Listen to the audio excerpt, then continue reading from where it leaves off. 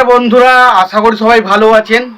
তো বন্ধুরা, এখন যে বিষয়টা নিয়ে কথা বলবো তো সেটা হলো দেবদার খাদান ছবির তৃতীয় গান, যেটার নাম হচ্ছে কিশোরী, যেটা পুরোপুরি একটা রোম্যান্টিক সং হতে চলেছে এবং যেখানে আমরা দেব এবং ইদিকা পালকে একসঙ্গে দেখতে পেতে চলেছি।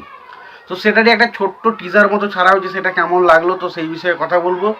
এবং এই এই কিশোরী গানটা কে গাইতে চলেছেন, এর মিউজিক কম্পোজার কে এবং গানটা লিরিক্সকে লিখেছেন, সেই সমস্ত বিষয় নিয়ে কথা বলবো। তো তার আগে প্রত্যেকটা বন্ধুকে অনুরোধ করে রাখবো, আপনারা চ্যানেলটায় নতুন হয়ে থাকলে অবশ্যই আপনারা চ্যানেলটা সাবস্ক্রাইব করে নেবেন।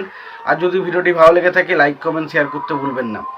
তো দেখুন, খাদান ছবির প্রথম বিষয় নিয়ে যদি আমি কথা বলি, দেখুন খাদান ছবির প্রত্যেকটা গানের মধ্যে দেখুন প্রথম গানটা রাজার রাজা গানটা শুনতে ভালো লেগেছিলো, বাট আমার কিন্তু কোরিওগ্রাফটা খুব একটা ভালো লাগেনি। আমি সেটা বলেছিলাম, আমি দেখুন এখনও বলছি, আমি খাদান নিয়ে কোনো কিছু ক্রিটিসাইজ করতে চাই না, কিন্তু যেটা খারাপ লেগেছিলো সেটা বলেছিলাম। রাজার রাজা পর যে গানটা আসে বিয়ের গানটা, সেই বিয়ের গানটা আমার ডেফিনেটলি খুব ভালো লেগেছে। এবং এই যে গানটা বলি, এই গানটা কিন্তু আমার দারুণ লেগেছে। এই দুটো গানের থেকেও এই গানটা আমার আরও বেশি ভালো লেগেছে এবং একটি অনেক দিন বাদ এত সুন্দর একটা রোম্যান্টিক সং আমরা শুনতে পেলাম, এখানে কিশোরী কিশোরী বলছে এবং এখানে দেব এবং ইদিকা পালের জুটিটাকে দেখতে হেভি লাগে, হেভি খুব সুন্দর জুটিটাকে লাগছে। এবং একটা পুরোপুরি যে দেখুন একটা যে বাংলার যে গ্রাম বাংলার যে কালচার, সেটা কিন্তু এই তাদের প্রত্যেকটা জিনিসের মধ্যে কিন্তু সেটা ফুটে উঠছে। এটা কিন্তু দেখতে হেভি লাগছে এবং এখানে ইদিকা পাল এবং দেবের জুটিটাকে খুব সুন্দর মানিয়েছে। এবং দেখা যাক সিনেমা হল আমাদেরকে কতটা ইমপ্রেস করতে পারে। বাট এটুকু বলতে পারি, আমি এই গানটার এই কয়েকটা সিনে দেখে আমার কিন্তু বেশ ভালো লেগেছে।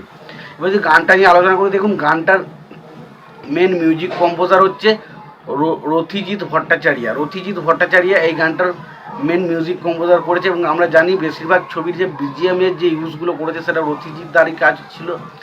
এবং এই গানটাও গেয়েছে রথিজিৎ দা এবং অন্তরা মিত্র। এই গানটা যে কেশরী গানটা বলছি, এই গানটা রথিজিৎ দা এবং অন্তরা মিত্র গানটা গেয়েছে এবং গানটার লিরিক্স লিখেছে হচ্ছে রিতম। তো দেখা যাক গানটা শেষ পর্যন্ত কেমন হয়। তবে এটুকু বলতে পারি, আমার যেটুকু টিজারে আমি শুনতে পেয়েছি, যেটুকু লাইনে আমার শুনতে লেগেছে, তো আমার কাছে গানটা কিন্তু আমাকে কিন্তু বেশ ইমপ্রেস করতে পেরেছে। কারণ গানটার মধ্যে একটা বেশ মিষ্টি মিষ্টি ছোঁয়া রয়েছে এবং গানটা শুনতে বেশ রোম্যান্টিক ভাইব রয়েছে। তো দেখা যাক গানটা 5 তারিখে আসছে, তো গানটা কেমন হয় সেটা দেখার মতো বিষয় হবে। তবে সত্যি কথা গানটা আশা করছি খুব ভালো হবে। এবং দেব এবং ইদিকা পালের জুটিকে আমার কিন্তু দেখতে বেশ ভালো লেগেছে।